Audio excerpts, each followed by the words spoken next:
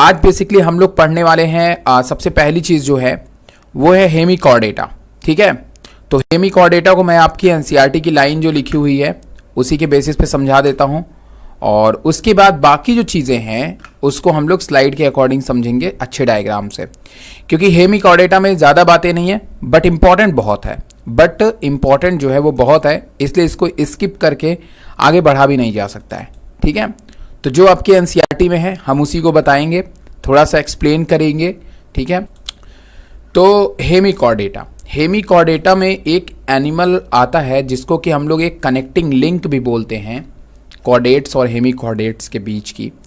और ये सवाल पूछता था पहले कि कनेक्टिंग लिंक कौन है कॉर्डेट्स और हेमिकॉर्डेट्स के बीच में, तो उस एनिमल का नाम है बैलेनोग्लॉसस। क्या नाम है?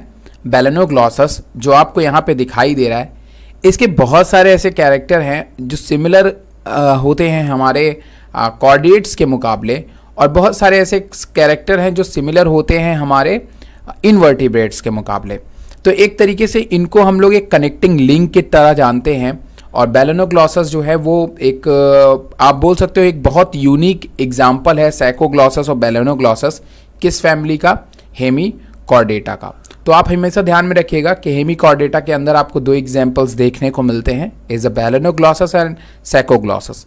एग्जाम्पल आपको इस चैप्टर के अंदर सबसे ज़्यादा फोकस करके पढ़ना है, क्योंकि काफ़ी दफ़े क्या करता है कि आपके सामने कई नाम दे देगा और उसके बाद उनके सामने उनके फाइलम्स रख देगा और आपसे कहेगा कि आप इसको सही टिक या सही वे में बताइए कि कौन सा सही है, या फिर इसको सही करके हमें आंसर दीजिए।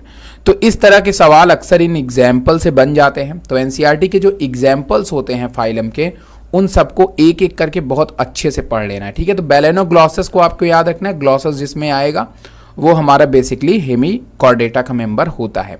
आइए चलिए देखते हैं कि इनके कुछ फीचर्स ऐसे क्या हैं जो काफ़ी कुछ सिमिलर होते हैं थोड़े थोड़े कॉर्डेटा से, थोड़े थोड़े एकाइनोडर्मेटा या फिर हेमिकॉर्डेटा से।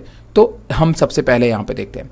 तो हेमिकॉर्डेटा जो होता है उसको एक अर्लीस्ट वर्जन बोला जाता है कॉर्डेटा का। किसका? कॉर्डेटा का, क्योंकि यहीं से कॉर्डेटा की जो शुरुआत है वो होनी शुरू हो जाती है। तो कॉर्डेटा का एक जो लाइटर वर्जन होता है, एक जो छोटा वर्जन होता है, वो कौन होता है? हेमिकॉर्डेटा होता है। और उसका जो ब्रॉड वर्जन है वो सभी लोग जानते ही हैं, वो हमारा बेसिकली कॉर्डेट्स होता है। ठीक है, तो यहाँ पे क्या आपको देखने को मिल रहा है? यहाँ पे जो सबसे इंपॉर्टेंट चीज देखने को मिल रही है कि वो यहाँ पे एक लाइन यूज किया गया है कि hemichordata was earlier considered as sub phylum under phylum chordata. ठीक है, पहले कहते हैं कि हेमिकॉर्डेटा तो अर्लियर कंसिडर्ड, अगर हम पहले की बातें करें तो इसको हम लोग सब फाइलम रखते थे। किसमें? कॉर्डेटा के। जैसे Chordata is what? Chordata is a phylum. ठीक है, इसमें बहुत सारी सब फाइलम भी हैं जिसको आप पढ़ोगे, जैसे अभी आप पढ़ोगे सिफेलोकॉर्डेटा, यूरोकॉर्डेटा, है ना, ये सभी तमाम तरह के भी आप सब फाइलम्स आप पढ़ोगे, और वर्टिब्रेटा। तो उन्हीं सब फाइलम में से एक जो था शुरुआत में वो हेमिकॉर्डेटा को भी रखा गया था, but now it placed as separate phylum. लेकिन बाद में हमने इसको क्या कर दिया? सेपरेट फाइलम में रखा, क्योंकि इस कॉर्डेट्स के अंदर कुछ नॉन कॉर्डेट्स के कैरेक्टर हमें देखने को मिलने लगे, जिसके कारण हमें इनको मजबूरन वहां से हटा करके इनवर्टिब्रेट्स के ग्रुप में रखना पड़ा, मतलब नॉन कॉर्डेट्स के ग्रुप में रखना पड़ा। हेमिकॉर्डेट्स, हेमी का मतलब बायो की लैंग्वेज में हेमी हो गया, सेमी हो गया, इसका मतलब आधा आधा होता है, दैट्स अ 50-50 बोल देते हैं कि मतलब आधा आधा। Have a rudimentary structure in the collar region called stomochord. इसमें एक बिल्कुल सीधा और एक कॉलर रीजन स्ट्रक्चर देखने को मिलता है, उसको हम लोग स्टोमोकॉर्ड के नाम से जानते हैं। सिमिलर टू नोटोकॉर्ड, जो कि बिल्कुल एक नोटोकॉर्ड जैसा ही स्ट्रक्चर होता है। What is the rudimentary? Rudimentary का मतलब कोई बताएगा क्या होता है? क्या कोई बताएगा रूडिमेंट्री का मतलब? कई दफे आपके सामने यूज होगा ये वर्ड रूडिमेंट्री, कई दफे आएगा ये नाम, अभी आपके सामने एनसीईआरटी में कई दफे ये वर्ड लिखा हुआ आपको मिलेगा। हो गया सभी बच्चे? आकृति क्या है sir? Early stage, not early stage, आप बोल सकते हो कि इमेच्योर। ठीक है, हाँ बोल सकते हो, अर्ली स्टेज भी आप बोल सकते हो, बट पूरी तरह से डेवलप नहीं होना, पूरी तरह से डेवलप नहीं होना, उसके जैसा होना। जैसे कि मान लो कि आपकी बॉडी के अंदर बोन्स मौजूद हो, ठीक है, बट वो बोन्स ऐसी हो जो स्ट्रांग ना हो, जो मतलब एकदम मोड़ो तो एकदम रबड़ की जैसे मुड़ जाए। समझ रहे हो ना मेरी बात? तो उसको रूडिमेंट्री बोलते हैं। लाइक अगर हम बात करें एक एग्जाम्पल के तौर पे, तो जैसे एक जेली है और जेली के बाद वो क्रिस्टल बनना हो, तो जो मिड फेज होता है जेली वाला वो रूडिमेंट्री है, और वो आगे जाकर के क्या हो जाएगा, बहुत कठोर हो जाएगा। तो उसी तरीके से क्या होती है कि जो हमारा ये होता है बैलेनोग्लॉसस होता है, इसके शुरुआत में जो मतलब एक बीच वाली जो रीजन होती है, जो आगे जाकर के क्या बनाने वाली होती है, जो आगे जाकर के नोटोकॉर्ड बनाने वाली होती है, वो बेसिकली बहुत ही हल्की होती है, इमेच्योर होती है, जिसके कारण हम उसको स्टोमोकॉर्ड बोलते हैं, नॉट अ नोटोकॉर्ड। हम उसको क्या बोलते हैं, स्टोमोकॉर्ड बोलते हैं, क्योंकि उसी के कारण, इसी स्टोमोकॉर्ड के कारण आज आपकी बॉडी कैसे, बताओ कैसे सीधी खड़ी है, बताओ कैसे सीधी खड़ी है, ड्यू टू द नोटोकॉर्ड ना भाई। आपके यही जो आपका बैकबोन है, इसी के कारण तो आज आपकी बॉडी सीधे खड़ी है ना।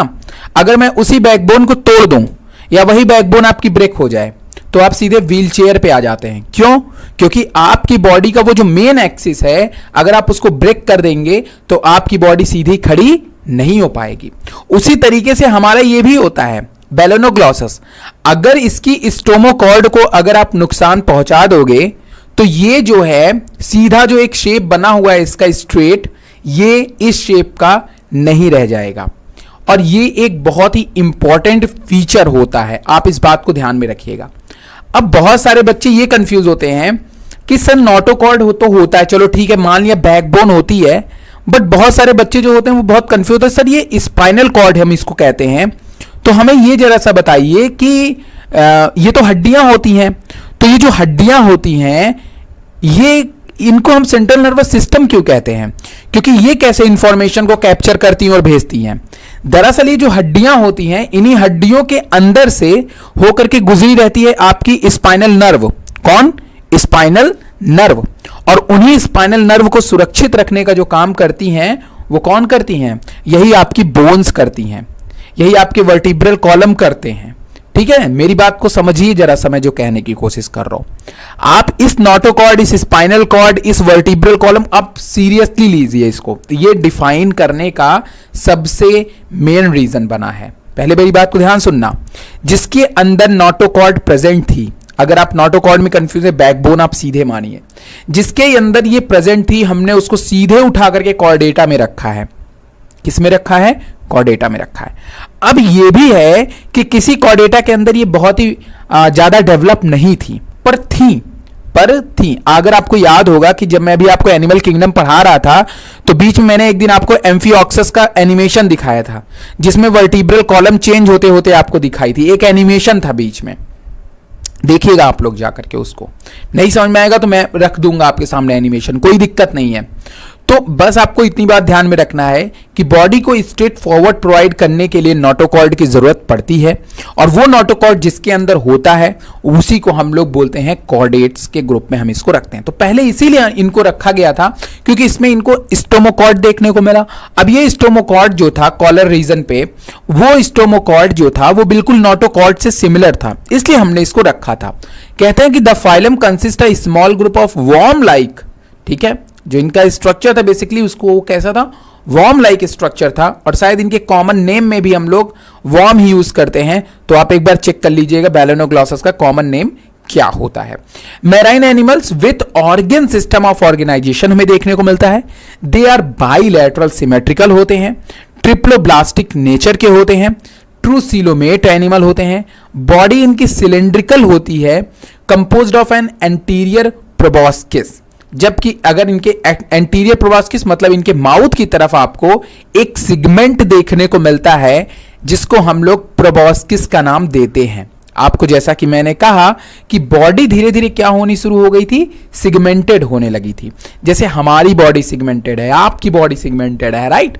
तो उसी तरीके से इनकी जो बॉडी थी उसमें भी हमें सिगमेंट देखने को मिले। अब यहां से आपसे सवाल बना सकता है, आपके सामने 3 ऑप्शंस रख देगा, देखिए कैसे बनाएगा।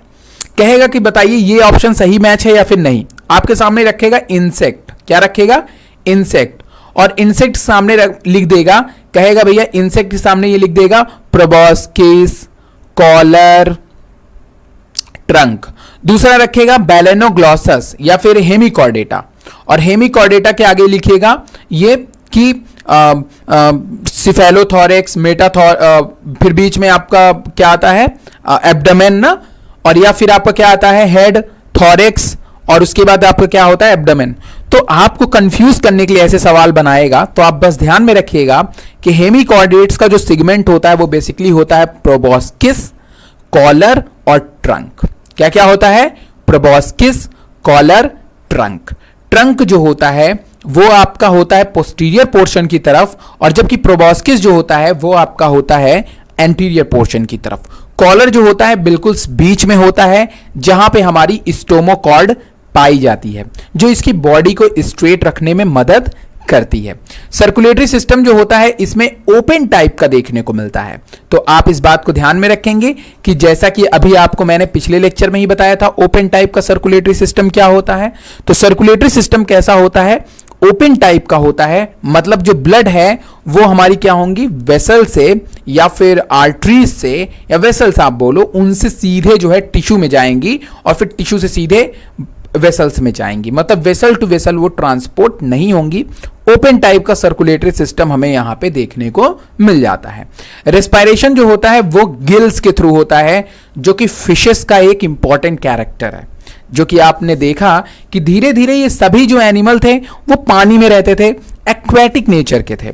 तो एक्वेटिक नेचर में रहने के कारण पानी में सांस लेने के लिए अगर कोई चीज सबसे ज्यादा रिलायबल है तो उसको हम लोग कहते हैं गिल्स। क्या कहते हैं, गिल्स। या तो आप गिल्स के थ्रू सांस ले सकते हो या फिर आप डिफ्यूजन के थ्रू सांस ले सकते हो। दो प्रोसेस कर सकते हो आप, या तो गिल्स के थ्रू ले सकते हो या डिफ्यूजन के थ्रू। अगर आप एक हायर एनिमल हैं, मतलब आप एक ठीक ठाक लेवल के एनिमल हैं, तो आप हमेशा गिल्स को ही प्रायोरिटीज देते हो। तो इस पॉइंट को अंडरलाइन कर लीजिएगा, गिल्स के थ्रू ये रेस्पिरेशन करते हैं। ओपन सर्कुलेटरी सिस्टम होता है, वर्म लाइक स्ट्रक्चर होता है, बाइलैटरल सिमेट्रिकल होते हैं, बाकी चीज आप जानते हैं, ठीक है। एक्सक्रीटरी ऑर्गन जो होता है वो प्रोबॉस्किस ग्लैंड पाई जाती है, यहीं पे इनका एक्सक्रीटरी ऑर्गन होता है। तो आप इस बात को अंडरलाइन कर लीजिए कि proboscis gland is a unique character of hemichordates. तो इस बात को आप अंडरलाइन कर लीजिए, कहीं लिख लीजिए कि प्रोबॉस्किस ग्लैंड जो होता है वो एक्सक्रीटरी ऑर्गन की तरह पार्टिसिपेट करता है। बहुत दफे आप कंफ्यूज हो जाओगे कि प्रोबॉस्किस ग्लैंड को हम लोग हार्मोन से कंपैरिजन करते हैं, बट नहीं, यहां पे प्रोबॉस्किस ग्लैंड जो है वो एक्सक्रीटरी ऑर्गन्स की तरह काम करता है। तो इस पॉइंट को आप जरूर अंडरलाइन कर लीजिएगा, प्लीज से प्लीज। ये सवाल बना सकते हैं। सेक्सेस जो होते हैं वो सेपरेट होते हैं, बिल्कुल आप इनको ध्यान में रखिएगा। मेल फीमेल अलग अलग बॉडी पे आपको देखने को मिल जाते हैं। फर्टिलाइजेशन जो होता है वो एक्सटर्नल नेचर का होता है, मतलब कि ये भी अपने जो भी गैमेट्स होते हैं उनको वाटर के अंदर रिलीज कर देते हैं, और फीमेल भी रिलीज कर देती है अपने एग को, दोनों वाटर में ही फर्टिलाइज करते हैं। तो फर्टिलाइजेशन जो होता है वो एक्सटर्नल लेवल का हमें देखने को मिलता है, या फिर एक्सटर्नल देखने को मिलता है, बॉडी के बाहर फर्टिलाइजेशन देखने को मिलता है। मतलब एग और स्पर्म जो हैं वो बॉडी के बाहर फ्यूज करते हैं, इसको हम लोग एक्सटर्नल फर्टिलाइजेशन का नाम देते हैं। डेवलपमेंट जो होता है वो इनडायरेक्ट नेचर का होता है, मतलब कि डेवलपमेंट के मामले में इसमें भी हमें लार्वा देखने को मिलता है। तो ये आपका हमेशा की तरह एक होमवर्क कि डेवलपमेंट में जो लार्वा होता है हेमिकॉर्डेट्स के, उस लार्वा का नाम क्या होता है। हेमिकॉर्डेट्स के लार्वा का नाम क्या होता है, आपका यही होमवर्क है जो आपको हमें बताना है। अब बताइए इसमें किसी को कोई लाइन में कोई प्रॉब्लम आ रही है कि ब्रेड्स, आपका इनवर्टिब्रेट्स जो है वो खत्म हो चुका, समाप्त हो चुका, और अब आप एक नए फाइलम के बारे में पढ़ने जा रहे हैं। उस फाइलम का नाम है कॉर्डेटा। कॉर्डेटा जो है वो बिल्कुल उसी तरीके का फाइलम है जैसे हम लोग प्लांट में पढ़ते हैं एंजियोस्पर्म। मतलब ये एक ऐसा एनिमल है जो कि काफ़ी एडवांस लेवल पे हमें देखने को मिलता है, और इसका जो सबसे यूनिक कैरेक्टर है वो है नोटोकॉर्ड का पाया जाना। किसका पाया जाना? नोटोकॉर्ड का पाया जाना, जो आपकी बैकबोन है आज, उसका पाया जाना। उसकी शुरुआत बहुत पहले ही एनिमल के अंदर देखने को मिली थी, और केवल कॉर्डेट्स के अंदर हम लोग नोटोकॉर्ड को ही नहीं चेक करते हैं, बशर्ते काफ़ी ऐसे और कैरेक्टर हैं जैसे कि आपके नर्व कॉर्ड हो गए, फरिंजियल गिल्स हो गए, इन सब के बेसिस पे भी हमने कॉर्डेट्स को डिफाइन किया। फरिंजियल गिल्स का मतलब यह है कि अब एनिमल्स के अंदर रेस्पिरेशन का जो एक प्रॉपर सिस्टम था, जो प्रॉपर वे था, वो यहां पे हमें देखना शुरू हो गया। और ऐसा सिस्टम बड़े एनिमल्स को बनाने के लिए बहुत जरूरी होता है। तो नोटोकॉर्ड जो है वो डॉर्सल नर्व कॉर्ड जो है वो, ठीक है, डॉर्सल हॉलो नर्व कॉर्ड है वो, एक सेकेंड कुछ चीजें कट रही हैं, डॉर्सल शायद हर्ट होना चाहिए या फिर कुछ इस तरह से चीजें होंगी। ओके चलो, वैसे यहां पे डॉर्सल वेंट्रल हर्ट का भी कॉन्सेप्ट आता है, तो अभी मैं चेक कर लेता हूं उसको भी, वो भी रहेगा आपका। जो बेसिक कैरेक्टर है वो आप सभी जानते हो कि ये एक हायर एनिमल है, तो जाहिर तौर पे ये ट्रिप्लोब्लास्टिक होंगे। सिमेट्रिकल आपको पहले ही पता है कि आदमी को जब आप दो बराबर भागों में बांटोगे तो बाइलैटरल ही होंगे, ये सब चीज पता है। सीलोम कैसे होते हैं, ये सीलोमेट होते हैं, ट्रू सीलोम पाई जाती है। ऑर्गन सिस्टम लेवल का ऑर्गेनाइजेशन हमें देखने को मिल जाता है, ठीक है। साथ में इसमें आपको दो चीजें देखने को मिलती हैं, एक आपको माउथ देखने को मिलता है और पीछे की तरफ पोस्ट बॉडी के पीछे की तरफ आपको एनस देखने को मिल जाता है, या फिर वहीं पे आपको टेल देखने को मिलता है। टेल एक डिफाइनिंग कैरेक्टर है कॉर्डेट्स का। अभी तक आप जो देख रहे थे जितने भी एनिमल, उसमें आपको टेल का फॉर्मेशन जो है वो देखने को नहीं मिला था। आपको सिगमेंट देखने को मिल रहा था, बट आपको जो एक टेल का फॉर्मेशन था वो आपको कॉर्डेट्स के अंदर देखने को मिलता है। क्लोज सर्कुलेटरी सिस्टम आपको देखने को मिल जाता है यहां पे, और साथ में इनके कई ऐसे फीचर्स हैं जिनको अभी हम कंपैरिजन करेंगे कॉर्डेट और नॉन कॉर्डेट्स के बीच। तो चलिए शुरू करते हैं इस लेक्चर को आगे और जानते हैं कि आखिर कॉर्डेट्स के अंदर आपको कौन कौन सी बेसिक चीजें पढ़नी है, क्या क्या ध्यान में रखना है। सबसे पहले कॉर्डेट्स के जो बेसिक कैरेक्टर थे, डिफाइनिंग कैरेक्टर थे, वो क्या थे। पहली चीज नोटोकॉर्ड, दूसरी चीज hollow dorsal hollow nerve cord, और तीसरी चीज आपकी पेयर्ड फरिंजियल गिल्स स्लिट। ये जो आपको यहां पे दिखाई दे रहे हैं इसी को हम लोग बेसिकली गिल स्लिट कहते हैं। ये गिल स्लिट के नंबर हर एक फिशेस के अंदर या फिर कुछ कुछ फिशेस के अंदर चेंज देखने को मिलता है। किसी के अंदर गिल स्लिट 7 हो सकते हैं, किसी के अंदर 5 हो सकते हैं, तो इनके नंबर्स जो हैं गिल स्लिट्स के वो चेंज होते रहते हैं। जैसे यहां पे आपको 6 दिखाई दे रहे हैं, तो हर एनिमल्स के अंदर या हर फिशेस के अंदर जो है आपको ये चेंज दिखाई दे रही होगी। सबसे पहली जो शुरुआत होती है कॉर्डेट्स की, वो शुरुआत होती है आपके फिशेस से। किससे शुरू होती है? फिशेस से, क्योंकि फिशेस ही वो चीज थी जो कि एक्वेटिक एटमॉस्फेयर में रह सकती थी। और जब पृथ्वी बनी तो पृथ्वी बनने के साथ में अगर कोई चीज चारों तरफ सबसे ज्यादा मौजूद थी तो वो था वाटर। वहां पे हाथी नहीं सरवाइव कर सकता था, पर वहां पे फिशेस सरवाइव कर जाती थी। इसीलिए हम इस बात को क्लैरिफाई करते हैं कि जो हमारी फिशेस होती हैं वो सबसे पहले इस अर्थ पे आई हुई होंगी, ठीक है ना।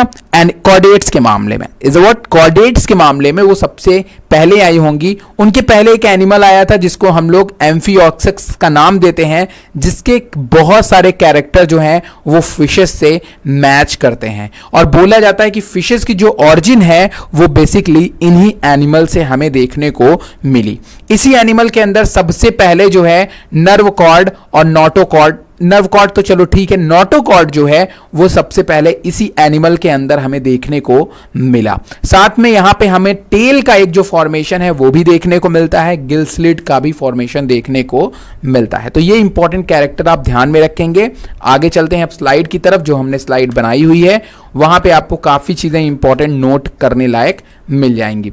जितनी चीजें मैं बता रहा हूं सब समझ में आ रही ना। जरा difference between chordates and non chordates के बीच में हम लोग ध्यान देते हैं कि यहाँ पे कौन कौन से वैसे पॉइंट्स हैं जो कि आपको ध्यान में रखने हैं, कि कौन से पॉइंट हैं जो कॉर्डेट्स में होते हैं, कौन से नॉन कॉर्डेट्स में नहीं देखने को मिलते हैं। तो सबसे पहली चीज़ नोटोकॉर्ड, इसमें प्रेजेंट होता है कॉर्डेट्स में, और नॉन कॉर्डेट्स में बिल्कुल ही कंप्लीटली एब्सेंट होता है। इस बात को आप ध्यान में रखेंगे।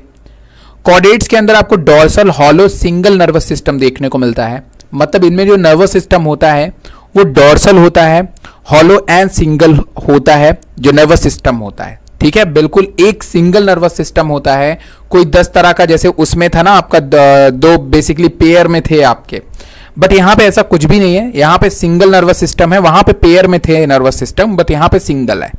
जबकि अगर मैं नॉन कॉर्डेट्स की बात करूं तो वहां पे वेंट्रल सरफेस पे थे, सॉलिड थे, डॉर्सल नर्वस सिस्टम देखने को मिलता था। मतलब वहां पे आपको वेंट्रल सरफेस पे देखने को मिलता था नर्वस सिस्टम, और यहां पे आपको डॉर्सल सरफेस पे नर्वस सिस्टम बेसिकली देखने को मिलता है। इस बात को आप ध्यान में रखेंगे। आगे कहते हैं प्रेजेंस ऑफ गिल स्लिट्स, इनमें रेस्पिरेशन के लिए गिल स्लिट्स पाए जाते हैं, जबकि अगर हम बात करें नॉन कॉर्डेट्स में तो उसमें आपको गिल स्लिट्स देखने को नहीं मिलते हैं। इस बात को आप ध्यान में रखिएगा, ठीक है। वेंट्रल हर्ट पाया था, हर्ट किस साइड होता है, वेंट्रल की तरफ होता है हर्ट यहां पे, जबकि वहीं पे अगर हम नॉन कॉर्डेट्स की बात करें तो वहां पे जो हर्ट है वो डॉर्सल सरफेस की तरफ होता है। तो ये बात आप दोनों चीजों में ध्यान में रखिएगा। जैसा मैंने अभी बताया नहीं था कि आपको शुरू में ही बताया था कि वहां पे वेंट्रल और डॉर्सल का चीज आके फंसेगा, ठीक है। तो वेंट्रल हर्ट जो है वो कॉर्डेट्स की निशानी है और डॉर्सल हर्ट जो है वो आपकी नॉन कॉर्डेट्स की निशानी है। तो इस बात को भी आप ध्यान में रखिएगा। टेल जो होता है वो आपको कॉर्डेट्स के अंदर देखने को मिलती है, जीएस देखने को मिलती है। रैट हो गया, आदमी हो गया, खुद भी आदमी हो गया, हमारी पूंछ भले विलुप्त हो गई पर पाई जाती थी। बर्ड्स के अंदर भी अगर आप उनके फीदर को मानो तब भी उनमें अगर आप एक कोई टेल जैसा बोल सकते हो। यार डॉर्सल और वेंट्रल सरफेस को मैंने पहले ही आपको बता दिया था कि आपको दो चीजें बहुत ध्यान में रखनी, जैसे बॉडी का एंटीरियर पोर्शन कौन होता है, बॉडी का पोस्टीरियर पोर्शन कौन होता है, बॉडी का डॉर्सल पोर्शन कौन होता है, बॉडी का वेंट्रल पोर्शन कौन होता है, ठीक है। डॉर्सल और वेंट्रल जो होता है वो हमारे आगे और पीछे साइड से होता है, जबकि वहीं पे अगर हम बात करेंगे किसकी, अगर वहीं पे हम बात करें इस चीज की क्या कहते हैं एंटीरियर पोस्टीरियर की, तो ये वो यहाँ पे होता है। उसके लिए आपको क्या करना है, मैं एक चीज अभी तो मेरे पास में नहीं है बट एक डायग्राम हम यूज करते हैं उसके लिए हमेशा बच्चों को दिखाने के लिए। एक मिनट रुके रहो, वो डायग्राम ये है जिससे आपको आइडिया लग जाएगा। डॉर्सल वेंट्रल डायग्राम, तो आपको जो है वो पता लग जाएगा, उसमें वो बिल्कुल बता देंगे आपको। ये रहा, एक मिनट, हाँ इसीलिए मेरे ऊपर कॉपीराइट आती है। अभी शटर स्टॉक वाली इमेज खोलूंगा तो तुरंत ये वाला रहा, इधर देख लो, एक ये रहा। अब ये वाली जो आगे, ये देखो पीछे की साइड में जो पोर्शन है जिधर हमारी क्या होती है बैकबोन होती है वो हमारी डॉर्सल होती है, और फ्रंट साइड की जो पोर्शन होती है वो हमारी क्या होती है वेंट्रल होती है, ठीक है। ऊपर का जो पोर्शन होता है उसको हम लोग एंटीरियर बोलते हैं, नीचे का जो पोर्शन होता है उसको हम लोग पोस्टीरियर बोलते हैं। इस बात को ध्यान में रखिएगा, ठीक है। ये इसी तरीके से इसको समझाया जाता है। इसी तरीके से बहुत सारे डायग्राम आपको मिल जाएंगे जिसमें क्लियरली और विजिबल हैं, तो आप इसको जान लोगे, जिसमें सारी चीजें बताया हुआ है कि कहाँ एंटीरियर है कहाँ पोस्टीरियर, सारी चीजें बता देता है आपको, जितनी आपके काम की चीजें। अभी समझ में आया आकृति आपको? अच्छा, हेमिकॉर्डेटा से तुम्हें पूछना था, ठीक है बता रहा हूं। ओके, आगे चलते हैं। पहले अंजलि के क्वेश्चंस को ले लेते हैं यार, उनको दो लाइनें पहले समझा देते हैं, फिर उसके बाद आगे बढ़ते हैं। चलो भाई, चलो दो लाइनें। तो देखिए अंजलि, बात ये थी, इसमें दोनों लाइनों में कुछ है नहीं, ये बस दो लाइनें यही कहती हैं कि हेमिकॉर्डेटा जो था उसको हमने पहले जो है शुरुआत में, मतलब बहुत पहले जब क्लासिफिकेशन किया गया था तो वहां पे जो हेमिकॉर्डेटा था उसको रखा गया था कॉर्डेटा के अंदर। किसके अंदर? कॉर्डेटा। जैसा कि मैंने कहा कि ये जो बेलोनोग्लॉसस है इसको एक कनेक्टिंग लिंक मानते हैं कॉर्डेट्स और हेमिकॉर्डेट्स के बीच में, ठीक है। तो पहले इसको किस में रखा गया था? कॉर्डेटा में रखा गया था, और वो इसलिए रखा गया था कॉर्डेटा में क्योंकि इसमें ये जो स्ट्रक्चर जिसको हम लोग स्टोमोकॉर्ड बोलते हैं, जिसपे इनकी बॉडी पूरी एक एक्सिस की तरह काम करती है, ये पाए जाते थे। बट चूंकि इनका जो स्ट्रक्चर था वो वॉर्म लाइक देखने को मिला, बॉडी का जो सिगमेंट था वो अलग देखने को मिला, तो इसी कारण हमने जो है इनको बेसिकली जो है उठा करके पटक दिया नॉन कॉर्डेट्स वाले में, ठीक है। तो बस यहां पे यही लिखा हुआ है कि hemichordates was earlier considered as sub phylum under phylum chordata. इसमें मैं यही बता रहा हूं, कॉर्डेटा एक फाइलम होती है। क्या होती है? फाइलम होती है, और उसके बहुत सारे सब फाइलम होते हैं। एग्जाम्पल के तौर पे देखिए, मैंने यहाँ पे रखा हुआ है, सारी चीजें मैंने रखी हुई हैं, ऐसा नहीं कि मैंने कुछ आपको बताया नहीं है। यहाँ पे देखिए, जैसे यहाँ पे मैंने कॉर्डेटा एक फाइलम है ना, इस कॉर्डेटा के 3 सब फाइलम थे, सिफेलोकॉर्डेटा, यूरोकॉर्डेटा और वर्टिब्रेटा, ठीक है ना। तो इसी तरीके से पहले इसमें हेमिकॉर्डेटा भी शामिल था, बट हेमिकॉर्डेटा को हमें वहां से हटाना पड़ा क्योंकि उसके बहुत सारे और जैसे जैसे होता नहीं, शुरुआत में हमने कैरेक्टर नहीं खोजा होता है, बट जैसे जैसे हम कैरेक्टर को खोजते जाते हैं, जैसे जैसे साइंस एडवांस होती जाती है, हम कैरेक्टर को खोजते हैं, फिर वो वहां पे रहने के लायक हेमिकॉर्डेटा मतलब बेलोनोग्लॉसस नहीं बचा। तो जब वो वहां पे रहने लायक नहीं बचा, क्योंकि हर एक कैरेक्टर को हम क्या करते, जैसे हर किसी का एक क्राइटेरिया अलग अलग होता है ना। जैसे कि मान लो कि एक टीचर जैसे मैं हूं, तो मेरे लिए हर एक चीज मैंने क्राइटेरिया फिक्स किया है, मैं हर तरह के बच्चों को पढ़ाऊंगा, थोड़ा सा धीमे, थोड़ा सा तेज, थोड़ा सा ये, थोड़ा सा वो। कोई दूसरा टीचर आता है, उसके लिए एक क्राइटेरिया होगा, जो सबसे एडवांस बच्चा होगा हम उसी को पढ़ाएंगे। तो ये तो क्राइटेरिया चेंज हो जाता है। ऐसा नहीं कि आपका जो क्लासिफिकेशन सिस्टम है उसमें चेंज नहीं होता, बहुत सारे चेंज होते हैं, कॉन्टिन्यूसली अपडेट होते रहते। तो हेमी कॉर्डेटा बाद में क्या हो गया, जब अपडेट हुआ क्लासिफिकेशन हमारा, तो हेमी कॉर्डेटा को कॉर्डेटा के सब क्लास से हटा करके उसका एक अलग इन्वर्टिब्रेट्स में डाल दिया गया। मतलब उसका पहले प्रमोशन हुआ था, उसको पहले हमने किस में रखा था, कॉर्डेटा में रखा हुआ था, और अभी हमने उसको किस में रख दिया, अभी हमने उसको उठा करके रख दिया हेमी कॉर्डेटा में। किस में रख दिया, हेमी कॉर्डेटा में रख दिया बेलेनोग्लॉसस को। ठीक है, इसीलिए यहां पे लिखा गया है कि hemichordata earlier considered as sub phylum under phylum chordata. पहले ये एक सब फाइलम था, किसका सब फाइलम था, कॉर्डेटा का, लेकिन बाद में हमने इसको क्या कर दिया, separate phylum under non Chordata. बाद में हमने इसका एक अलग फाइलम ही बना दिया, जिसको हम लोग हेमी कॉर्डेटा का नाम देते हैं। समझ में आ गया अंजलि, समझ में आ गया? चलो, तो समझ में आया ना। नोटोकॉर्ड को ध्यान में रखना है, एक में प्रेजेंट, एक में एब्सेंट, और नर्वस सिस्टम इधर डॉर्सल की तरफ, इधर वेंट्रल की तरफ। डॉर्सल वेंट्रल में अब कोई कंफ्यूजन नहीं होगी, आप लोग देख लीजिएगा, गूगल पे बहुत सारी इमेजेस पड़ी हुई हैं। प्रेजेंस ऑफ गिल स्लिट्स इसमें प्रेजेंट होता है, इसमें एब्सेंट होता है। वेंट्रल साइड में हर्ट होता है ह्यूमन बीइंग की, आगे की तरफ होता है थोड़ा सा ना, और पीछे की तरफ दूसरी चीज होती है। डॉर्सल जो आपकी पीछे की साइड की होती है, टेल प्रेजेंट होता है भाई, और टेल इसमें एब्सेंट होता है। तो इस बात को आप ध्यान में रखेंगे, ठीक है ना। ये था हमारा डिफरेंस कॉर्डेटा और नॉन कॉर्डेटा के बीच में। अब हम थोड़ा सा बात कर लेते हैं क्लासिफिकेशन के ऊपर, कि आखिर इनका क्लासिफिकेशन कैसे किया गया है, थोड़ा सा, ताकि आप कभी कंफ्यूज मत हो। देखो, अभी तक हम जानते थे कि जिसके अंदर नोटोकॉर्ड नहीं थी उसको इन्वर्टिब्रेट्स कहते थे, वो हमारा एकाइनोडर्मेट्स के अंदर आता था। जिसके अंदर नोटोकॉर्ड थी उसको हम लोग क्या बोलते थे, कॉर्डेट्स कहते थे। कॉर्डेट्स जो है इसको आगे कई क्राइटेरिया के बेसिस पे डिवाइड किया गया, जैसे जिसमें सिफेलोकॉर्डेटा थे, यूरोकॉर्डेटा थे, और आपका वर्टिब्रेटा था। तो ये सब फाइलम्स थे, ये क्या है हमारे सब फाइलम। लेकिन यूरोकॉर्डेटा और सिफेलोकॉर्डेटा के अंदर बहुत ही कम मेंबर हैं, जिसके बारे में अभी हम आगे बात करेंगे। तो उनके बारे में बहुत ज्यादा डिटेल नहीं है, उसमें बहुत ही कम एनिमल आपको देखने को मिलते हैं, और उन एनिमल की क्वालिटी क्या होती है अभी हम उसके बारे में आपसे बात करेंगे। बट नोटोकॉर्ड जो होती है, यहां पे क्या हुआ, वर्टिब्रेटा के अंदर देखा गया कि जो नोटोकॉर्ड थी वो वर्टिब्रल कॉलम के थ्रू, मतलब कि जो पहले सीधी एक रेखा होती थी, ध्यान सुनना मेरी बात, बहुत अच्छे सुनना, वरना बहुत कंफ्यूजन में आ जाओगे आप लोग, क्योंकि आप लोग को मैंने इमेज दिखाई हुई थी, मुझे पूरी तरह से याद है, और अगर आप भूल गए हो तो फिर बड़ी दिक्कत है, बड़ी दिक्कत है भाई, बड़ी दिक्कत है यार, जिंदगी बड़ी दिक्कतों वाली है, पर आप लगे रहिए।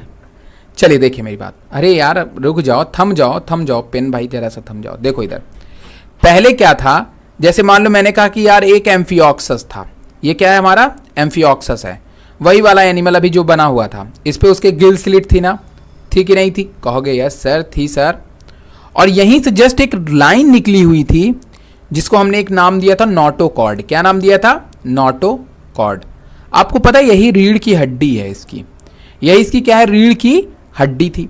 पहले ये जो था नोटोकॉर्ड वो बिल्कुल एक सीधी लाइन जैसे थी, बट आफ्टर ऑल दैट क्या हुआ, इसके अंदर जब ये बिल्कुल सीधी रहेगी तो ये बताओ ये बेंड हो पाएगी, बेंड हो पाएगी, ज्यादा नहीं होगी ना, बीच से क्या हो जाएगी, पट्ट से टूट जाएगी। ध्यान सुनो मेरी बात, मछली को अगर आप सीधी जो है, फिशेस को अगर आप सीधे क्या करोगे, पकड़ कैसे तोड़ने की कोशिश करोगे तो वो बेंड टूट जाएगी ना भाई। मतलब मछली छोड़िए, इस एम्फिऑक्सस की बात समझिए पहले मेरी बात। अगर ये है, अगर आप इसको ऐसे कर दोगे तो क्या हो जाएगी, ब्रेक हो जाएगी ना ये तो। लेकिन अगर मैं इसको क्या कर दूं कि इसको छोटे छोटे टुकड़ों में क्या कर दूं, तोड़ दूं, या फिर इसको छोटे छोटे टुकड़ों में ये अलग अलग इसका पार्ट बन जाए, और सारे पार्ट में एक जगह जगह पे क्या हो जाए, जगह जगह पे प्रॉपर मूवमेंट के लिए बोन्स बिल्कुल फिट हो। समझ रहे हो कि नहीं मेरी बात। आप बोल सकते हो कि जैसे एक सही अरेंजमेंट में टुकड़े टुकड़े लग जाएं, तो क्या होगा कि जब आदमी मान लो जैसे अब कैसे समझाऊं, मान लो ये है, अगर ये कोई चीज है तो आप इसको 90 डिग्री मोड़ सकते हो, नहीं मोड़ सकते हो। इसको आप ऐसे मोड़ोगे तो ये पेन टूट जाएगी, बट अगर ये उंगली है तो आप इसको क्या कर सकते हो, आप इसको 90 डिग्री मोड़ सकते हो। क्यों मोड़ सकते हो? क्योंकि ये यहां वाला जो रीजन है, यहां के रीजन पे ऐसा सिस्टम फिट है जिससे कि ये बोन्स क्या हो रही है, मुड़ सकती हैं। तो कहने का मेरे ये मतलब है कि जो नोटोकॉर्ड थी धीरे धीरे वो कन्वर्ट हो गई वर्टिब्रल कॉलम में। किसमें कन्वर्ट हो गई? वर्टिब्रल कॉलम में। जब आप अपने बैकबोन का स्ट्रक्चर देखिए तो बैकबोन के स्ट्रक्चर्स में अब एक सिंगल बोन नहीं होती। जैसे आपकी पैर की बोन, आपके पैर को अगर मैं पकड़ के ऐसे मोड़ दूं तो पैर क्या हो जाएगा बताओ? टूट जाएगा ना। बट अगर तुम जब झुकते हो, तुम जब अपने पेट को ऐसे, पीठ को ऐसे झुकाते हो तो क्या तुम्हारी शरीर टूट जाती है? नहीं टूटती है। क्यों? क्योंकि तुम्हारा जो वर्टिब्रल कॉलम है वो ऐसा बना हुआ है कि आप मूव करवा सकते हो उसको। समझ रहे हो कि नहीं मेरी बात? आप थोड़ा पीछे भी जा सकते हो, आप थोड़ा आगे भी आ सकते हो। देखो जो लोग डांस करते हैं, कभी उनको देखा है जो लोग बहुत डांस करते हैं, जो अपनी बॉडी को बहुत मूवमेंट कराते हैं, मतलब उसको बहुत फ्लेक्सिबल जो होते हैं, वो इसलिए ही क्योंकि उनके अंदर वर्टिब्रल कॉलम है। उनको एक स्ट्रेट लाइन में नहीं रहना है। उनकी बॉडी में वर्टिब्रल कॉलम इस तरीके से डिवाइड है, इस तरीके से इवोल्यूट है कि वो प्रॉपर अपने बॉडी को मूव करा सकते हैं। तो यही चीज यहां पे बात कर रहा है कि जो लोअर कॉर्डेट्स थे, जो पहले के कॉर्डेट्स थे, जो लोअर कॉर्डेट्स थे, उसके अंदर था नोटोकॉर्ड पाया जाता था। पर धीरे धीरे वो जो नोटोकॉर्ड है वो चेंज होना शुरू हो गया। किसमें? वर्टिब्रल कॉलम में, एडल्ट के अंदर। किसके अंदर? एडल्ट के अंदर। जिससे कि उनकी बॉडी क्या हो गई? काफी ज्यादा फ्लेक्सिबल देखने को मिली। तो वर्टिब्रल कॉलम पाया जाना वर्टिब्रेटा का, वर्टिब्रेटा सब फाइलम है। वर्टिब्रेटा क्या है? सब फाइलम है। कॉर्डेटा क्या है? फाइलम है। तो ध्यान में सुनिएगा मेरी बात। Cephalochordata, urochordata and vertebrata. फिर से ध्यान से, सिफेलोकॉर्डेटा आपके एनसीईआरटी में है। सिफेलोकॉर्डेटा, यूरोकॉर्डेटा एंड वर्टिब्रेटा, ये सब फाइलम्स हैं कॉर्डेटा के। किसके? कॉर्डेटा के।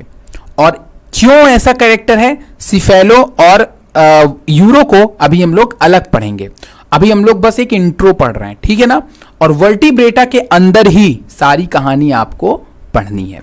चाहे फिर वो आपको फिशेस पढ़ना हो, फिर वो चाहे आपको एम्फीबियंस पढ़ना हो। अच्छा फिर से बता, देखो समझो मेरी बात को, फिर से बता, देखो अच्छा समझो।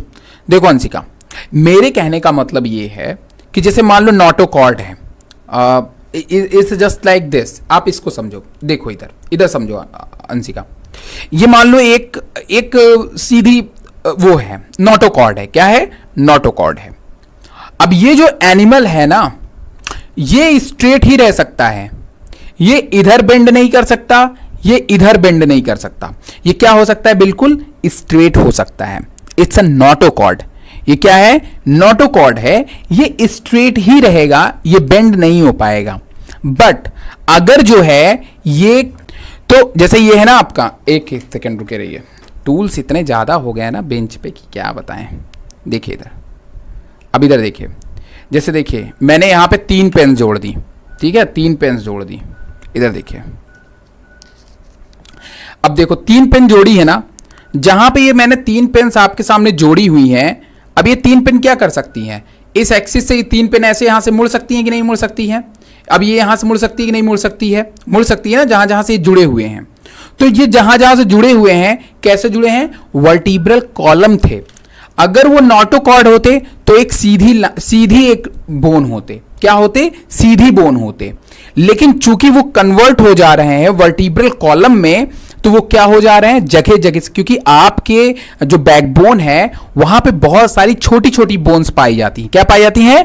बहुत सारी छोटी छोटी बोन्स पाई जाती हैं, जो कि उनको मूव कराने के लिए, मूवमेंट करने के लिए, और स्पेशली आपके स्पाइनल कॉर्ड को सुरक्षित रखने के लिए बहुत ज्यादा मददगार। समझ गए ना मेरी बात? तो बिल्कुल सिंपल था, इसमें कुछ भी नहीं है। तो मैं यही चीज आपसे कह रहा था कि बाकी के इनके, देखो यहां पे इस डायग्राम को देखो, आप देखिए यहां पे, इधर देखिए, कॉर्डेटा के जितने भी अदर सब फाइलम थे, चाहे वो सिफेलो हो, चाहे वो यूरो हो, चाहे वो वर्टिब्रेटा हो, ये सभी आपके एनसीईआरटी में तो हैं। सिफेलो भी है, यूरो भी है, और सभी वर्टिब्रेटा तो है ही है। केवल वर्टिब्रेटा ही एक ऐसी फैमिली थी, केवल वर्टिब्रेटा ही ऐसी सब फाइलम थी जो आगे की तरफ मूव की। बाकी के जो थे ये वहीं के वहीं रह गए, बाकी के जो थे वो क्या रह गए, वहीं के वहीं रह गए। कुछ ही ऐसे एनिमल थे जो आते हैं उनके अंदर, जैसे यहां पे कुछ एनिमल के डायग्राम है। ये सभी जो एनिमल हैं ये यूरोकॉर्डेटा और सिफेरोकॉर्डेटा के एग्जाम्पल हैं। बट वर्टिब्रेटा जो ग्रुप था वो आगे बहुत ज्यादा एडवांस हुआ, आगे बहुत ज्यादा इसके अंदर आपको एनिमल्स देखने को मिले। जैसा कि मैंने कहा कि वर्टिब्रेटा से ही बना, वर्टिब्रेटा से ही आए आपके फिशेस, वर्टिब्रेटा से ही आए आपके एम्फीबियंस, वर्टिब्रेटा से ही आए आपके रेप्टाइल्स, वर्टिब्रेटा से ही आए आपके बर्ड्स, वर्टिब्रेटा से ही आए आपके मैमल्स। और ये सभी क्या हैं, ये सभी क्लासेस हैं, ये सभी क्या हैं, क्लासेस हैं। तो ये जो था ये फाइलम था। फाइलम के बाद सब फाइलम आ गया था। समझ रहे हो कि नहीं मेरी बात, सब फाइलम था। और सब फाइलम वर्टिब्रेटा से कई क्लासेस आती हैं इसके अंदर, जैसे कि रेप्टिलिया, एम्फीबियन, जेव्स, ये सभी जितने एग्जाम्पल हैं सब इसी में घूम फिर करके आते हैं। तो कहने का मेरे मतलब ये है कि वर्टिब्रेटा ग्रुप को ही आपको आगे एक्सप्लेनेशन पढ़ना है। बाकी सिफेलो और यूरोकॉर्डेटा का केवल एक पेज है, उसको हम लोग अभी पढ़ लेंगे। बाकी जो वर्टिब्रेटा है वही आपको आगे जाकर के पढ़ना है। ठीक है, बात क्लियर है ना सबको। तो यही चीज है। अब जैसे कि क्या है कि इसके अंदर कुछ बहुत बेसिक चीज है जो आपको हर एनिमल के अंदर देखने को मिलता है। पहली बात, बॉडी सेगमेंटेशन आप लोग जानते ही हो भाई, कैसा बॉडी वो होगा, वो सेगमेंटेशन कह रहा हूं, वो बॉडी कट वाला symmetry, bilateral, coelom, true coelom, triploblastic, ये तो कॉमन कैरेक्टर है यार। उसके बाद इसके अंदर जो ध्यान में रखना है वो ये रखना है कि इसमें से बहुत सारे एनिमल ऐसे हैं जो कोल्ड ब्लडेड होते हैं और जो वार्म ब्लडेड होते हैं। क्या होते हैं, जो कोल्ड ब्लडेड होते हैं और जो वार्म ब्लडेड होते हैं। फिशेस का अपना कुछ एक अलग कैरेक्टर होगा, फिशेस का अपना एक अलग कुछ कैरेक्टर होगा। जैसे कि फिशेस की बॉडी के ऊपर जो है स्केल्स पाए जाते हैं। क्या पाए जाते हैं, स्केल्स। आप जो बनाते हो ना मछलियों को, इधर देखो, आप मछलियां जब बचपन में हम लोग बनाते थे, आपको याद है बचपन में जब हम लोग मछलियां, कोई कह देता भाई मछली बना दो, तो फिर क्या ही खतरनाक मछली हम लोग बना लेते थे। अरे यार, अरे मेरी पेन दे दो मुझे भाई कोई, अरे रुक जाओ भाई, मेरे को पेन दे दो यार। ये कभी कभी ये कंप्यूटर वाले भी क्या ही बताएं। देखो इधर, पहले जब हमसे कोई कहता था मछली बनाओ तो हम लोग ऐसे खींचते थे, ठीक है, और ये मछली बना देते थे। अरे यार ये तो अच्छा नर्क किया हुआ, देखो अभी मतलब ये अलग ही मछली बना रहे हैं, देखो इधर। अब फिर उसके बाद क्या करते थे, अरे भाई मुझे मेरा पेन तो दे दिया करो यार तुम लोग तो, और अच्छा देखो इधर। फिर एक बड़ी सी यहाँ से आंख बना देते थे ऐसी, है ना। और फिर उसके बाद सबसे इंपॉर्टेंट सजाने वाली जो चीज़ आती थी वो आता था ऐसे ऐसे ऐसे ऐसे ऐसे ऐसे, खपड़ेल याद है ना, खपड़ेल। तो खपड़ेल जैसी ऐसी डिजाइनिंग हम लोग ऐसे बनाते थे इसके ऊपर, ठीक है, ये ऐसे ऐसे, ठीक है। अब जिन बच्चों को खपड़ेल नहीं पता है, गाँवों में लोग पहले यूज़ करते थे, अभी भी यूज़ करते हैं, कई गाँवों में यूज़ करते हैं, कई जगहों पे, बट अभी आर्टिफिशियल टीन वगैरह यूज़ होने लगे हैं छत पे। तो ये जो था ना, जो हम लोग बनाते थे, ये कोई मामूली स्ट्रक्चर नहीं था, यही तो स्ट्रक्चर था स्केल। यही स्ट्रक्चर क्या था, स्केल था, जो फिशेस की बॉडी के ऊपर पाए जाते हैं। तो स्केल को ध्यान में रखना है। फिशेस कैसी है, फिशेस कार्टिलेज की बनी हुई है या फिर बोन से बनी हुई है, इस बेसिस पे फिशेस को आगे डिवाइड कर दिया गया। एक फिशेस को बता दिया गया कॉन्ड्रिक्थिस जो कार्टिलेज से बनी थी, और एक को बता दिया ऑस्ट्रिक्थिस, ऑस्टिया, बोन, जो बोन से बनी थी।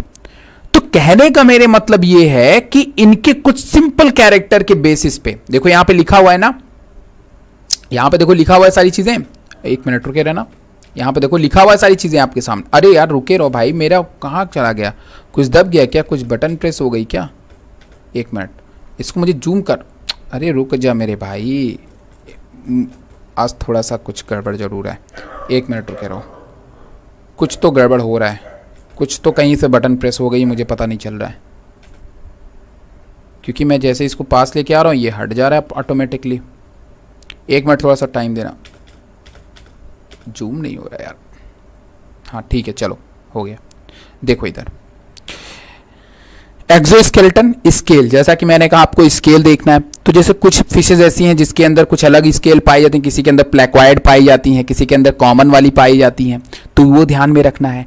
कार्टिलेज की बनी हुई है फिशेज या फिर बोन की बनी है, वो ध्यान में रखना है। वार्म ब्लडेड है या फिर कोल्ड ब्लडेड है, ये ध्यान में रखना है। ठीक है, ब्रीथिंग कैसे कर रहे हैं, गिल्स के थ्रू कर रहे हैं या फिर लंग्स के थ्रू कर रहे हैं। बिल्कुल, कुछ फिशेज ऐसी हैं जो कि लंग्स के थ्रू भी करती हैं, तो फ्लाइंग फिशेज एक एग्जाम्पल में जब आप पढ़ोगे तो आप उसको भी पढ़ोगे। ठीक है, उसके बाद यहां पे क्या है, गिल्स। अब एम्फीबिया भी किस में आती है, वर्टिब्रेटा में आती है। एम्फीबिया किस में आती है, वर्टिब्रेटा। इसका अपना कुछ अलग कैरेक्टर। गिल्स है लार्वा, लार्वा में लार्वल स्टेज है, और लार्वल स्टेज में गिल्स देखने को मिलता है, और जब ये एडल्ट हो जाते हैं तो लंग्स हो जाता है। एग्जाम्पल के तौर पे फ्रॉग, फ्रॉग जब जो है छोटा होता है, लार्वल होता है, जब टैडपोल होता है तो कहां होता है, पानी में होता है ना। मैंने बताया था, जिसको मैं मछली समझ लेता था, तो पानी में होता है ना गिल्स। तो गिल्स, जब वो टैडपोल जब तक पानी में है तब तक वो गिल्स से सांस लेगा, लेकिन जैसे वो बड़ा हो जाएगा, मेढक बन जाएगा, तुरंत उसके अंदर लंग्स हो जाएगी। तो ये एक इंपॉर्टेंट है एम्फीबिया का कैरेक्टर, जो उसको कैपेबल बनाता है कि वो पानी और लैंड्स दोनों पे सर्वाइव कर सके। इसी वर्टिब्रेटा में आपको रेप्टाइल्स देखने को मिलता है। बोला जाता है कि सांप के स्किन के ऊपर भी स्केल्स देखने को मिलते हैं। क्या देखने को मिलते हैं, स्केल्स देखने को मिलते हैं। और कई दफे लोग इसी स्केल्स को देख करके और उनकी टेल को देख करके पता लगाते हैं कि जो आपका जो स्नेक है वो आपका पॉइजनस है या फिर नहीं। दूसरी बात, ये पानी के बाहर अंडे देते हैं। समझ रहे हो नहीं मेरी बात, पानी के बाहर अंडे देते हैं रेप्टाइल। तो ये बात आप ध्यान में रखेंगे, इनके इंपॉर्टेंट कैरेक्टर हैं। फिर आ जाते हैं बर्ड्स पे। इनकी जो सबसे इंपॉर्टेंट चीज है वो है फीदर। इनकी बॉडी पे फीदर देखने को मिलते हैं, एग को जन्म देते हैं और उड़ते हैं। ये इनके सबसे बेसिक कैरेक्टर हैं। और फिर लास्ट में आते हैं हम लोग, जिनके भैया बॉडी पे बाल पाए जाते हैं, हेयर्स पाए जाते हैं, रोए पाए जाते हैं, जो एक्सटर्नल ईयर्स पाए जाते हैं, जो बाहर की तरफ आपको दिख रहे होते हैं एक्सटर्नल ईयर। बर्थ देते हैं बच्चे को, अपने जैसे ही बच्चे को जन्म देते हैं। तो ये एक इंपॉर्टेंट चीज बन गया मैमल्स का। बट इतना ही नहीं है, ये एक बेसिक था जिसको मैंने केवल आपको बता दिया, और ये दुनिया का हर एक इंसान जानता है, हर एक बच्चा भी जानता है। ठीक, बट अब हम यहां पे बात करने वाले हैं आपके एनसीईआरटी की लाइन को। तो आज हम केवल और केवल यही पेज पढ़ेंगे जो अभी आपके सामने खुला हुआ है। उसके बाद कल हम लोग शुरू करेंगे बाकी की चीजों को जो हमें ध्यान में रखना है। मतलब आज हम लोग इन दोनों पेजों को पढ़ लेते हैं, बाकी कल हम लोग शुरू करेंगे अपनी फिशेस वगैरह को। ठीक है, जो भी है हमारा आगे हम लोग उसको शुरू करेंगे। ठीक है ना, चलो सबसे पहले एनसीईआरटी की लाइनें आप सभी लोग देखेंगे, कोई दिक्कत नहीं है, बड़े आराम से हम लोग इसको शौकिया अंदाज में पढ़ लेते हैं। और उसके बाद हम लोग देखते हैं, उसके बाद मेरा पेन पता नहीं कहां खो जाता है और मुझे लग जाती फिर गुस्सा कुछ टाइम बाद। चलो अभी रुके रहो, 1 मिनट रुके रहो, फाइन।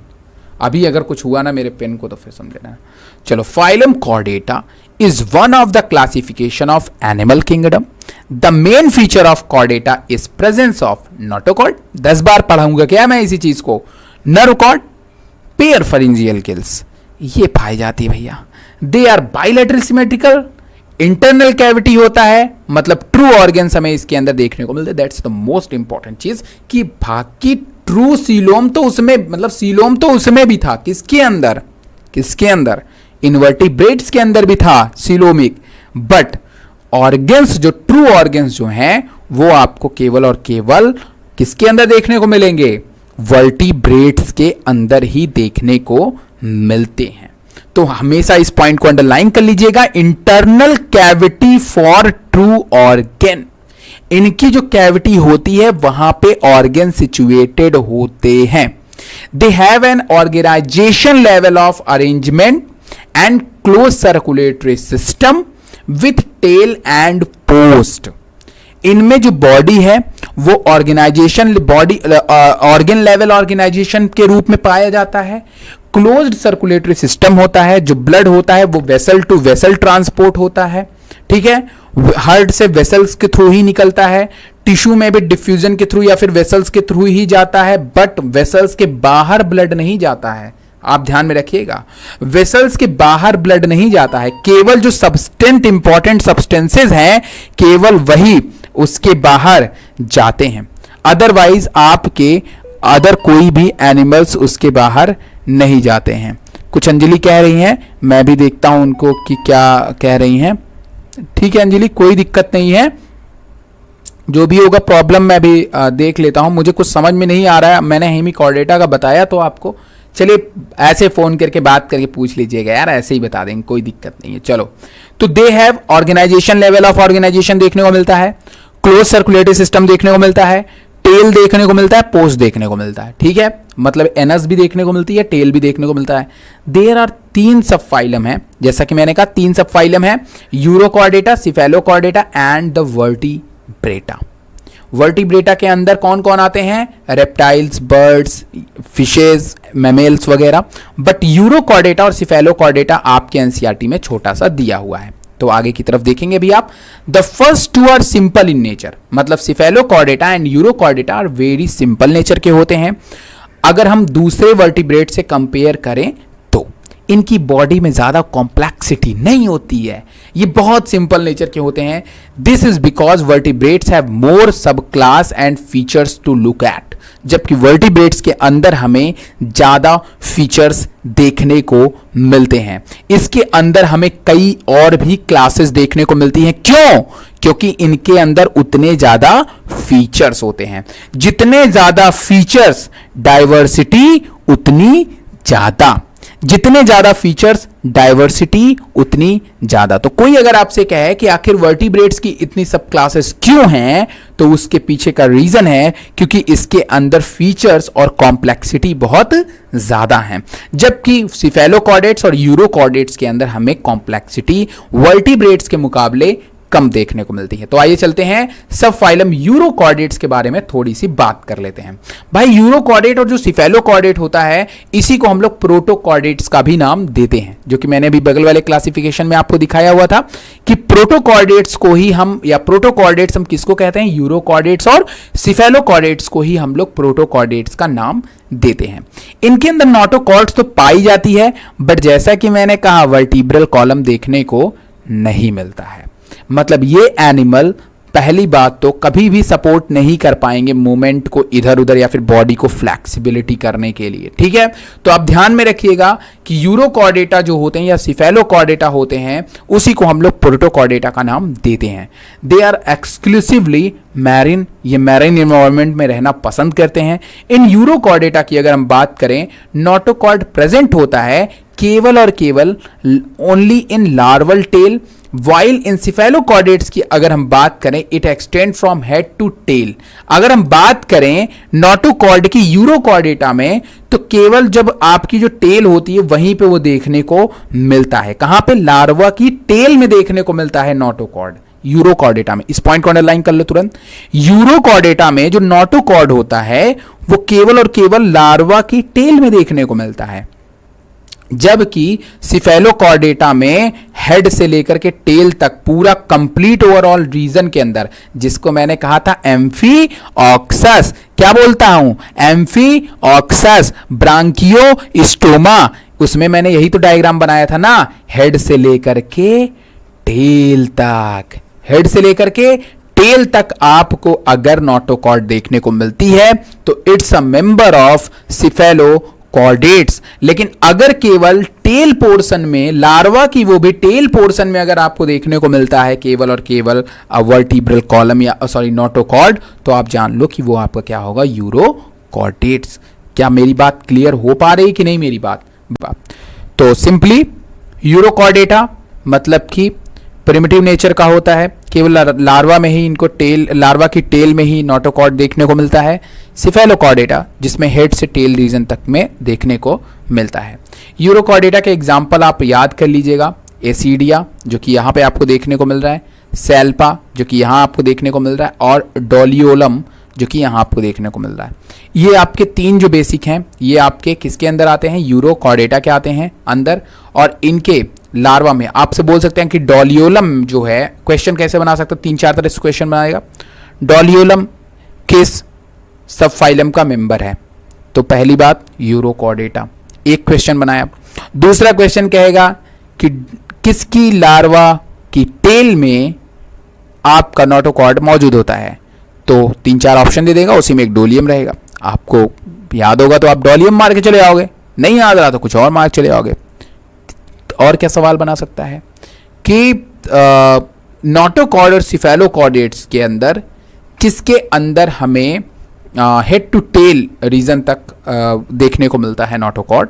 तो वो आपका सिफेलोकॉर्ड हो जाएगा। तो इस तरह से क्वेश्चंस आपके 3-4 तरह से इसमें घुमा सकते हैं, इसलिए आपको पूरी तरह से श्योर हो जाना है। सिफेलोकॉर्डेटा का एक बहुत इंपॉर्टेंट एग्जांपल जो आपकी किताब में भी डायग्राम बना हुआ है वो है आपका एम्फियोक्सस, जिसको ब्रांकियोस्टोमा के भी नाम से जानते हैं। तो इस बात को आपको ध्यान में रखना है। इनकी बॉडी आप देख रहे हैं, इनकी बॉडी का जो तरीका है, ये जो नंबर 1 है ये होता है हमारा नोटोकॉर्ड, इसको हम लोग नोटोकॉर्ड कहते हैं। नंबर 2 जो होता है उसको हम लोग नर्व कॉर्ड कहते हैं। जो ये आपको वॉयलेट कलर की लाइन दिखाई दे रही है इसको हम लोग नर्व कॉर्ड का नाम देते हैं। क्या नाम देते हैं? नर्व कॉर्ड का नाम देते हैं।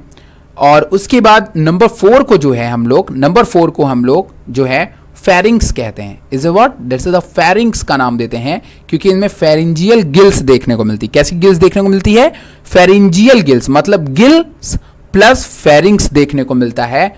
तो रेस्पिरेशंस कंप्लीट होता है इसके अंदर। ऊपर इनके ऊपर जो धारियां आपको देखने को मिल रही, इसी को हम लोग क्या बोलते हैं? गिल स्लिट कहते हैं। क्या कहते हैं? सिल स्लिट्स के नाम से जानते हैं। जो धारियां दिखती हैं आपकी किताब में बना हुआ होगा, देख लीजिएगा। बाकी आपका जो 6 नंबर है, येलो कलर का जो आपको देखने को मिल रहा है, ये इनके रिप्रोडक्टिव पार्ट होते हैं, आप ऐसा बोल सकते हो, गोनैड्स होते हैं। और 7वें नंबर पे जो है आपका ब्लू कलर का, ये होता है भैया इनका पेट, जिसको हम लोग गट कहते हैं। क्या कहते हैं? गट कहते हैं। और बाकी 8वें नंबर पे जो आपको ये कलरफुल रीजन देखने को मिल रहा है उसको हम लोग मसल्स कहते हैं। और उसके बाद जो 9वें नंबर पे रीजन आपको ब्लू कलर की लास्ट, देखो ये गट है ना, तो गट का ब्लू कलर का लास्ट पोर्शन हमेशा क्या होता है? एनस होता है। तो ये होता है हमारा एनस। और जो लास्ट वाला 10वां रीजन जो होता है वो होता है हमारा टेल, इसी को हम लोग कहते हैं टेल। तो इतने स्ट्रक्चर्स हमें एम्फियोक्सस के अंदर देखने को मिलते हैं। Gill slits, pharynx, tails, anus और और नोटोकॉर्ड इज मोस्ट इंपॉर्टेंट, ये देखने को मिलता है हेड टू टेल रीजन तक नोटोकॉर्ड। इसी कारण इसको हम सिफेलोकॉर्डेटा के अंदर रखते हैं। तो सिफेलोकॉर्डेटा का एग्जांपल ब्रैंकियोस्टोमा एंड एम्फियोक्सस। आज का ये वीडियो यहीं तक रखते हैं। कल जब हम मिलेंगे तब बात करेंगे कि वार्म ब्लडेड क्या होते हैं, कोल्ड ब्लडेड क्या होते हैं, वार्म ब्लडेड के एग्जाम्पल क्या होते हैं, कोल्ड ब्लडेड के एग्जाम्पल्स क्या होते हैं, वर्टिब्रेटा के अंदर और कुछ चीज़ों के बारे में जानेंगे आपकी एनसीईआरटी को लेकर। फिर आएंगे हम लोग साइक्लोस्टोमेटा, फिर फिशेस के बारे में बात करेंगे। तो बात करते हैं यार, इसको छांटा नहीं जा सकता। मैंने बहुत कोशिश किया, मैं सही बता रहा हूं आपको, मैंने बहुत कोशिश किया कि मैं छांट दूं, पर मेरी इच्छा नहीं हुई, क्योंकि कहीं से भी क्वेश्चन नीट बना सकता है, इसलिए